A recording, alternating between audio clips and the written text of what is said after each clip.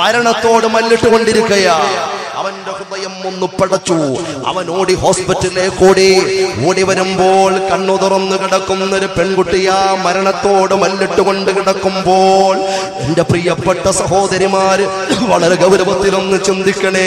ഉമ്മയെയും ഉപ്പയെയും അവരുടെ കണ്ണീരിനെയും അവരുടെ വേർപാടിനെയും അവരോടുള്ള കടമയെയും അറിയാതെ വീട് വിട്ടുപോകുന്ന പെണ്ണുങ്ങളെ, വീട് വിട്ടുപോകുന്ന പെണ്ണുങ്ങളെ, നിങ്ങൾ പോകുന്നത് നരകത്തിലേക്കാ, ദുരന്തത്തിലേക്കാ, കൊടും ഭീകരമായ ബീഭത്സമായിട്ടുള്ള കത്തിക്കാളുന്ന അഗ്നിയാ നിങ്ങൾ ചോദിച്ചു വാങ്ങുന്നത്.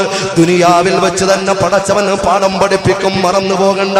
അൻഷാദ് വന്നു നിൽക്കുമ്പോൾ അൻഷാദ് ചോദിക്കുന്നു, പെണ്ണേ നീ എവിടുന്ന് വരികയാ, നീ ആരാണെന്ന് ചോദിക്കുമ്പോൾ അവൾ ചരിത്രത്തിന്റെ കെട്ടഴിക്കുകയാ. ആ ചരിത്രം കേട്ട് അത്ഭുതപ്പെട്ടുകൊണ്ട് അൻഷാദും അടുത്തുള്ള ഡോക്ടറും പ്രൊഫസേഴ്സും അതാ നഴ്സന്മാരുമൊക്കെ ഇങ്ങനെ നിൽക്കുകയാ. എന്റെ പേര് റാഷിദയാ, എന്റെ പേര് റാഷിദയാ, തൃശ്ശൂർ ജില്ലയിലാ എന്റെ സ്വദേശം. അവിടെ സാമാന്യം സാമ്പത്തികമുള്ള കുടുംബത്തിൽ ജനിച്ച ഞാൻ, എനിക്ക് വിവാഹപ്രായമെത്തിയപ്പോൾ എന്റെ പ്രിയപ്പെട്ട ഉമ്മ, എന്റെ പ്രിയപ്പെട്ട ഉപ്പ അനുയോജ്യനായ ഒരു വരനെ അന്വേഷിച്ച് കണ്ടുപിടിച്ച് എനിക്ക് വിവാഹം ചെയ്തു തന്നു. ഞങ്ങളുടെ ജീവിതം സന്തോഷത്തോടെ മുന്നോട്ട് പോയി. അങ്ങനെ മുന്നോട്ട് പോകുമ്പോൾ ജീവിതത്തിന്റെ രണ്ടട്ടം കൂട്ടിമുട്ടിക്കാൻ വേണ്ടിയിട്ട് ഞങ്ങൾ പെടാപ്പാടുപെടുമ്പോ എന്റെ പ്രിയപ്പെട്ട ഭർത്താവ് പറഞ്ഞു, എന്റെ പ്രിയതമേ, എന്റെ മനസ്സിന്റെ രാജാത്തിയെ, ഞാൻ ഗൾഫിലേക്ക് പോകാൻ ഉദ്ദേശിക്കുകയാ, നിന്റെ അഭിപ്രായം പറയോ? ജീവിതത്തിന്റെ പ്രയാസങ്ങൾ തീരുന്നില്ല, നമ്മുടെ വീട് കണ്ടോ ചോർന്നൊലിക്കുകയാ, നമ്മുടെ വീടൊന്ന് മെയിൻ്റനൻസ് ചെയ്യണമല്ലോ, വീടൊന്ന് മെയിൻ്റനൻസ് ചെയ്യണമല്ലോ, ഈ ചെറിയ കൂലി കൊണ്ടൊന്നും നടക്കൂല, ജീവിതത്തിന്റെ നിത്യവൃത്തിക്ക് തന്നെ നമുക്ക് കിട്ടുന്നില്ല എന്ന് പറയുമ്പോ ജീവിതത്തിന്റെ പ്രയാസങ്ങൾ കണ്ണീരായി കടിച്ചിറക്കി മുന്നോട്ട് പോകുന്ന ആ ദമ്പതികളിൽ അതേ അവള് പറയുകയാ, റാഷിദ പറയുകയാ, അതിനെന്താ പോയി വരൂ, നമ്മുടെ ജീവിതത്തിനല്ലേ, സന്തോഷത്തിനല്ലേ. സഹോദരങ്ങളെ, അങ്ങനെ ഗൾഫിലേക്ക് എന്റെ ഭർത്താവ് പോവുകയാ. റാഷിദ പറയുകയാ, അങ്ങനെ പോയി അതാ ശമ്പളങ്ങൾ അയച്ചു കൊണ്ടിരുന്നു. തുച്ഛമായ നാള് കഴിയുമ്പോ 2 ലക്ഷം രൂപ എങ്ങനെങ്കിലും സ്വരൂപിച്ചു വെച്ചു. ഭർത്താവ് വിളിച്ചു പറയുകയാ, അല്ലയോ റാഷിദ, നിന്റെ പേരിലാണ് പണം അയച്ചിട്ടുള്ളത്, അതുകൊണ്ട് 2 ലക്ഷം രൂപ ഇതാ ക്ലിയർ ആയിരിക്കുന്നു, നമ്മുടെ വീടിന്റെ മെയിൻ്റനൻസ് ഒന്ന് ചെയ്യാൻ തുടങ്ങിക്കോ, നമ്മുടെ വീടിന്റെ മേൽക്കൂരയൊക്കെ ഒന്ന് മാറ്റി ഒന്ന് വൃത്തിയാക്കുമോ? ഉപ്പയോട് പറയണേ. ഞാനും ഉപ്പയോട് വിളിച്ചു പറയാ. അങ്ങനെ റാഷിദ പറയുകയാ, ഞാൻ ഉപ്പയോട് പറഞ്ഞു, ആ ഉപ്പയോട് മകനും വിളിച്ചു പറഞ്ഞു. സഹോദരങ്ങളെ ചിന്തിക്കണേ.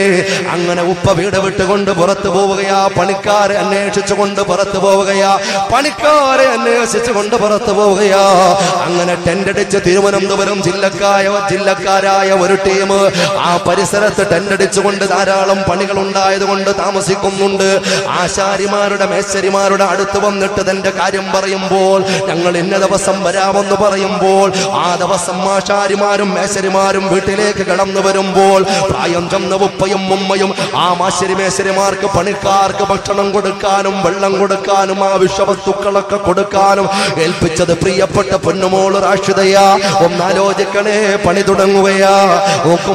നോക്കുമ്പോൾ അതിലൊരു മേശരിക്ക്, അതിലൊരു പണിക്കാരൻ ഇടക്കിടക്ക് ദാഹമുണ്ടാവുകയാ. അങ്ങനല്ലേ ചില നരമ്പ് രോഗികൾക്ക് ചിലടത്ത് വന്ന വല്ലാത്ത ദാഹമാ.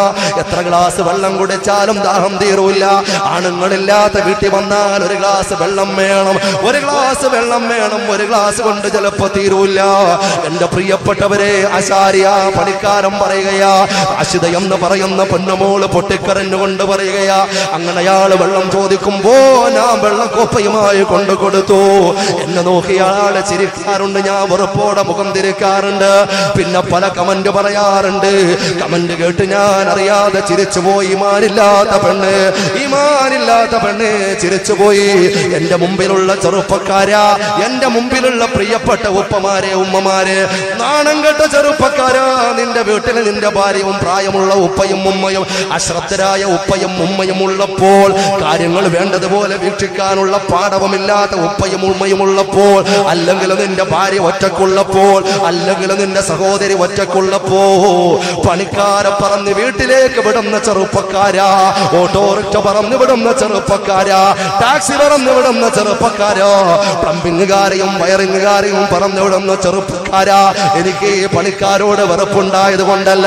ആരും തെറ്റിദ്ധരിച്ചു പോകരുതേ. നിത്യവൃത്തിക്ക് വേണ്ടിയിട്ട് ആത്മാർത്ഥമായി ജോലി ചെയ്യുന്ന ഒരുപാട് ആളുകൾ എന്റെ മുമ്പിൽ ഇരിക്കുന്നുണ്ട്. അല്ലാഹുവേ, അവർക്ക് നീ ഖൈറും ബറക്കത്തും ചെയ്യണേ റബ്ബേ. അവരുടെ ജീവിതത്തിൽ നീ ഖൈറു നൽകണേ അല്ലാ. പക്ഷേ ചില നരമ്പ് രോഗികൾ സുബ്ഹാനല്ലാഹ് നിന്റെ ഉറ്റ സുഹൃത്തായിരിക്കും, 100% നിനക്ക് ഉറപ്പുണ്ടായിരിക്കും. പക്ഷേ അവര് കടന്നു ചെല്ലുമ്പോ പിന്നെ പല ദുരന്തവും കേട്ടിട്ട് നീ പൊട്ടിക്കറന്നുകൊണ്ടായില്ല. ആലോചിക്കണേ. ആശാരി പല കമന്റും പറയുകയാ, ഈ പണിക്കാരന്റെ വലയിൽ ഈ റാഷിദ വീണു പോവുകയാ. അവരൊറ്റപ്പെട്ട സമയങ്ങളിൽ പലതും സംസാരിക്കുകയാ. കൈമാറി പിന്നെ അതാ പാതിരാവിലെ ഒരു ഫോൺ വിളിക്കയാ. ദിവസങ്ങൾ മുമ്പോട്ട് കടന്നു പോകുമ്പോ എന്റെ പ്രിയപ്പെട്ട ചെറുപ്പക്കാരാ, എന്റെ ശബ്ദം ശ്രവിക്കുന്ന പ്രിയപ്പെട്ട പെങ്ങള്, ഇയാള് പറയുകയാ, നമുക്ക് സ്വാതന്ത്ര്യത്തിന്റെ സന്തോഷത്തിന്റെ ആനന്ദാധിക്യത്തിന്റെ ഒരു ലോകത്തേക്ക് നമുക്ക് പോവുകയല്ലേ. ഞാൻ റെഡിയാ റാഷിദ, നീ വരികയാണെങ്കിൽ കൂട്ടിക്കൊണ്ടു പോകാൻ ഞാൻ റെഡിയാ. സഹോദരങ്ങളെ, റാഷിദ എന്ന പൊന്നുമോള് പൊട്ടിക്കറന്നുകൊണ്ട് പറയുകയാ, അങ്ങനെ ഏതോ ഒരു സമയത്ത് എല്ലാം മറന്നുപോയി. ഞാനതാ ആ പണിക്കാരനുമായിട്ട് ഇറങ്ങിത്തിരിക്കുകയാ. നെയ്യാറ്റിൻ അതേ കളിക്കാവിളയിൽ എന്നെ കൊണ്ടുപോയി 2 ലക്ഷം രൂപ ഞാൻ കയ്യിലെടുത്തു. വളരെ ത്യാഗപ്പെട്ടിട്ട് എന്റെ പ്രിയപ്പെട്ട മാതാപിതാക്കൾ ഉണ്ടാക്കി തന്ന പണ്ടം, ആ പണ്ടവും ഞാൻ കയ്യിലെടുത്ത കാഫിറിനോടൊപ്പം ഞാൻ ഒന്നും ചിന്തിക്കാതെ ഇറങ്ങിപ്പോയി. ആ പെണ്ണ് ബെഡിൽ മരണവേളയിൽ എയ്ഡ്സ് രോഗിയായിട്ട് പൊട്ടിക്കറന്നുകൊണ്ട് പറയുകയാ. ഈ സംഭവം അത്ഭുതത്തോടെ ശ്വാസമടക്കി പിടിച്ചു പരിസരവാസികൾ കേൾക്കുകയാ. അവള് സംഭവം തുടങ്ങുകയാ. അങ്ങനെ ഞാനതാ ആ കാമുകനുമായിട്ട് പോയപ്പോൾ അവിടെ ഒരു വീട് വാടകയ്ക്കെടുത്ത് എന്റെ പൈസ എടുത്തുകൊണ്ടൊരു തടിക്കച്ചവടമൊക്കെ തുടങ്ങിയ പണിക്കാരം ഇങ്ങനെ മുമ്പോട്ട് പോകുമ്പോ പിന്നെ നോക്കുമ്പോ പാതിരാവിലേക്ക് എന്റെ വീട്ടിലേക്ക് കടന്നു വരുന്നത് പട്ടച്ചാരായം അടിച്ച് 4 കാലിൽ കറങ്ങി വരുന്ന കാമുകനെയാ കാണുന്നത്. ഇനി പറഞ്ഞിട്ട് കാര്യമുണ്ടോ? എല്ലാം സ്നേഹത്തിന്റെ പ്രണയത്തിന്റെ നരകത്തിലെ വിലക്ക് വാങ്ങിയ പ്രണയത്തിന്റെ പേര് അവള് സഹിക്കുകയാ. അവസാനം നോക്കുമ്പോ വ്യഭിചാരത്തിലൊരു കുട്ടിയും ഉണ്ടായി. അങ്ങനെ മുന്നോട്ട് പോകുമ്പോ കുറച്ചു നാൾ കിടന്നപ്പോ അവന്റെ കൂട്ടുകാരെയും കൂട്ടി വരികയാ. മദ്യലഹരിയില കൂട്ടുകാർക്ക് ചൂണ്ടിക്കാണിച്ചു കൊടുക്കുകയാ. ഇതാ മുതലെന്ന് പറയുകയാ, ഇതാ ചരക്കെന്ന് പറയുകയാ. അവരതാ കാമാവേശത്തോടെ എന്നിലേക്ക് കടന്നു വന്നു. സഹോദരാ, എന്നിലേക്ക് കടന്നു വന്നു. എന്നെ പിച്ചു ചിന്തി. ഞാനെപ്പോഴാ തിരിഞ്ഞു നോക്കുന്നത്? ഞാനെപ്പോഴാ ബോധമുണ്ടാകുന്നത്? നീ ചിന്തിച്ചിട്ട് കാര്യമുണ്ടോ? ഞാൻ ആ വീട് വിട്ട് ആ കൈക്കുഞ്ഞിനെയും എടുത്തുകൊണ്ട് അതാ ഓടുകയാ. കുഞ്ഞിനെയും എടുത്തുകൊണ്ട് ഓടി തിരുവനന്തപുരം തമ്പാനൂർ ബസ് സ്റ്റാൻഡിന്റെ സമീപത്ത് ഞാൻ വന്നു. അവിടെ വന്ന് ഞാൻ നിൽക്കുമ്പോൾ ഞാൻ ചിന്തിച്ചു, എന്റെ വീട്ടിലേക്കൊന്ന് വിളിക്കാമല്ലോ, എന്റെ വീട്ടിൽ ആരൊക്കെ എന്നെ കൈവിട്ടാലും എന്റെ പ്രിയപ്പെട്ട 9 മാസവും 10 ദിവസവും എന്നെ ഗർഭഗൃഹത്തിൽ ചുമന്ന എന്റെ പ്രിയപ്പെട്ട ഉമ്മ, എല്ലാ കാര്യങ്ങളും ഉപ്പയിൽ നിന്നും ഒളിച്ചു വെച്ച് എന്നെ പരിപാലിച്ച പൊറ്റി വളർത്തിയ ഉമ്മ, ആ ഉമ്മയോടൊന്ന് മാപ്പ് പറഞ്ഞ ചിലപ്പം എനിക്ക് അഭയം കിട്ടിയേക്കാ. വളരെ തന്ത്രപൂർവ്വം ആളുമാറിയിട്ട് അടുത്ത ബൂത്തിൽ കയറിയിട്ട് സുബ്ഹാനല്ലാഹ് വീട്ടിലേക്ക് വിളിക്കുന്ന സമയം, വീട്ടിന്റെ പരിസരത്തുള്ള വീട്ടിലേക്ക് വിളിക്കുന്ന സമയം കിട്ടിയ മറുപടി എന്താണെന്നറിയുമോ? തന്റെ പ്രിയപ്പെട്ട ഉമ്മയും തന്റെ പ്രിയപ്പെട്ട ഉപ്പയും അവൾ ഇറങ്ങിപ്പോയ വിഷമത്താൽ ഹൃദയത്തിന് സഹിക്കാൻ പറ്റാതെ താങ്ങാൻ പറ്റാതെ ഹൃദയം പൊട്ടി മരിച്ചുപോയെന്ന വാർത്തയാ. ആര് സഹിക്കും പൊന്നുമോളെ?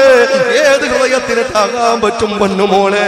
അവരുടെ വേദന അകറ്റാൻ, അവരുടെ കണ്ണുനീര് പിടിച്ചു നിർത്താൻ ലോകത്തൊരു സിദ്ധൌഷധവും ഇല്ല പൊന്നുമോളെ. ആരൊക്കെ ഉപദേശിച്ചാലും ആ ഹൃദയത്തിന്റെ താപത്തെ തണുപ്പിക്കാൻ പറ്റില്ല പൊന്നുമോളെ.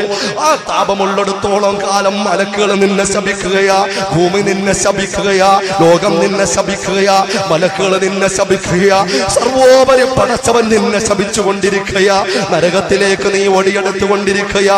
പടച്ചവനെ, ഞങ്ങളുടെ പെങ്ങന്മാരെ നീ കാക്കണേ റബ്ബേ, ഞങ്ങളുടെ സഹോദരിമാരെ കാക്കണേ റബ്ബേ, ഞങ്ങളുടെ ഭാര്യ സന്താനങ്ങളെ കാക്കണേ റബ്ബേ. അങ്ങനെ പറയുകയാ. അവസാനം അതാ ഈ വിവരം കേട്ടപ്പോൾ അതാ തിരിച്ചു പൊട്ടിക്കറന്നുകൊണ്ട് തമ്പാനൂർ ബസ് സ്റ്റാൻഡിന്റെ KSRTC ബസ് സ്റ്റാൻഡിന്റെ സമീപത്ത് വരുമ്പോൾ അതാ സമയം പാതിരാവിനോടടുക്കുമ്പോൾ ഒരു പെണ്ണവളുടെ അടുക്കലേക്ക് കടന്നു വരികയാ. എന്താണ് ഇവിടെ നിൽക്കുന്നത്, നീ ആരാ? ഫുള്ള് ബയോഡേറ്റ പറയുമ്പോൾ ഡീറ്റെയിൽസ് ആയിട്ട് അവളോട് പറയുമ്പോ, മോളെ ഇവിടെ നിൽക്കല്ലേ, ഈ സ്ഥലം ഈ സമയം വല്ലാത്ത പ്രശ്നമുള്ള സമയമാ, അതുകൊണ്ട് തൽക്കാലം നീ എന്റെ കൂടെ പോരെ, നിനക്ക് ഞാൻ സേഫായിട്ടൊരു സ്ഥലം തരാ. അവള് കൂട്ടിക്കൊണ്ടുപോയി. എന്റെ പൊന്നുമോളെ മനസ്സു തുറന്നു കേൾക്കണേ, അവളാ നാട്ടിലെ ഏറ്റവും വലിയ സെക്സ് റോക്കറ്റിലെ കണ്ണിയായിരുന്നു. അവളും കൊണ്ടുപോയി ഒരുപാട് വിൽപ്പന നടത്തിയ റാഷിദയുടെ ശരീരം ആ പൊന്നുമോള് പൊട്ടിക്കറന്നുകൊണ്ട് പറയുകയാ. അവസാനം എഡ്സ് വന്നപ്പോൾ ഓടയിലേക്ക് വലിച്ചെറിഞ്ഞിട്ട് കടന്നുപോയതാ. എഡ്സിന്റെ വല്ലാത്ത അവസ്ഥ എത്തിയപ്പോൾ ഓടയിലേക്ക് വലിച്ചെറിഞ്ഞുകൊണ്ട് കടന്നുപോയതാ. അതുകൊണ്ടാ പ്രിയപ്പെട്ട മക്കളെ ഞാൻ പറഞ്ഞത്, ഈ ദുനിയാവിൽ അതേ ആഖിറത്തിലെ പരലോകത്ത് മാത്രമല്ല, ഈ ദുനിയാവിൽ വെച്ച് തന്നെ റബ്ബ് നമ്മളെ പാഠം പഠിപ്പിക്കും. ഞങ്ങളെ കാക്കണേ അല്ലാ, ഞങ്ങളെ നീ കാക്കണേ റബ്ബേ, ഞങ്ങളെ നീ കാക്കണേ അല്ലാ, ഞങ്ങളുടെ കാര്യങ്ങളിൽ നീ സലാമത്ത് നൽകണേ റബ്ബേ. അതുകൊണ്ട് ആലോചിച്ചോ, ഉമ്മയുടെ ഉപ്പയുടെ കണ്ണ് വെട്ടിച്ച് നടക്കുന്ന മക്കളെ, ഏതിന്റെ പേരിലാണെങ്കിലും നിങ്ങൾക്ക് രക്ഷപ്പെടണമോ, ആ പ്രിയപ്പെട്ട ഉമ്മാന്റെ കൈ പൊങ്ങണം അള്ളാന്റെ ദർബാറിലേക്ക്. ഞാൻ അതായിരുന്നു അവസാനം പറഞ്ഞു വന്ന പോയിന്റ്. ഈ ദുനിയാവിൽ ആധുനിക മക്കൾ പിഴച്ചു പോകാനുള്ള പ്രധാനപ്പെട്ട കാരണം, ആത്മീയമായ അലങ്കാരത്തോടെ അരമനയുടെ അകത്തളത്തിൽ ഉമ്മയും ഉപ്പയും അവർക്ക് വേണ്ടിയിട്ട് ദ്വാരക്കാനുള്ള മനസ്സില്ല, അവർക്ക് വേണ്ടിയിട്ട് ആത്മാർത്ഥമായി ദ്വാരക്കുമ്പോഴോ സ്വീകരിക്കാനുള്ള സാഹചര്യവുമില്ല. അതുകൊണ്ട് ഉമ്മ ഉപ്പ മക്കൾക്ക് വേണ്ടി ദ്വാരക്കണേ, മക്കളെ ഉമ്മയ്ക്കും ഉപ്പയ്ക്കും വേണ്ടി ദ്വാരക്കണേ. പ്രിയപ്പെട്ട ഉപ്പയും ഉമ്മയും ഖബറിൽ കിടക്കുന്നവർ ആ വെള്ളിയാഴ്ച സമയത്തെങ്കിലും അവരെടുത്തു പോയിട്ടൊരു ഫാത്തിഹ ഓതി, എന്നെ പോറ്റി വളർത്തിയ ഉമ്മയാ, എങ്ങനെ സഹിക്കാൻ പറ്റുമാ ഉമ്മയുടെ മുഖം തിരിച്ചു നീ ഇങ്ങനെ ഓടിപ്പോകാ. പൊന്നുമോനെ പൊട്ടിക്കറന്നുകൊണ്ട് ആ ഖബറിന്റെ അടുത്ത് വന്നു ദ്വാരക്ക, സ്വാലിഹായ റസൂലമാകാ. തമ്പുരാനെ മുഴുവൻ ആളുകളെയും നീ അനുഗ്രഹിക്കണേ അല്ലാ.